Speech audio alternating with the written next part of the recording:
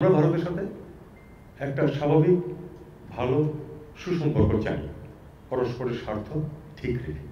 আমরা আমাদের অবস্থানটাকে ব্যাখ্যা করেছি। আমরা বলেছি যে আমাদের সাম্প্রদায়িক সম্প্রীতি হচ্ছে আমাদের সমাজের অংশ এবং সরকার এটা বজায় রাখতে দৃঢ় প্রতিজ্ঞ।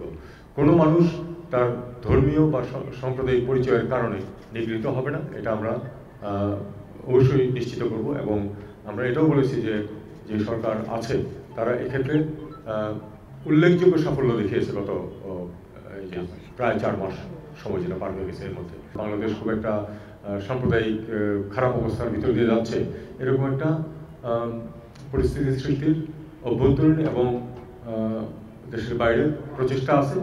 আমরা সেই প্রচেষ্টাটা যাতে সফল না হয় সেই চেষ্টা করছি। এই সরকার কোনো ধরনের কোনো সাম্প্রদায়িক যে কার্যকলাপ সেটাকে বরদাস্ত করবে না, এবং সেটা হিন্দু বলে কথা নয়, মুসলিম বলে কথা নয়। আমরা সবাইকে সমান চোখে দেখব এবং এই মেসেজটা আমরা সবাইকে দিতে চাই, পার্টিকুলার কোনো একটা অংশকে না, সবাইকে এই মেসেজটা দিতে চেয়েছি। এবং এটাও আমরা বলেছি যে এ ব্যাপারে আইন তার গতিতে চলবে এবং সেখানে যদি কেউ বিশৃঙ্খলা সৃষ্টির চেষ্টা করে অবশ্যই সেটাকে শক্ত হাতে দমন করা হবে।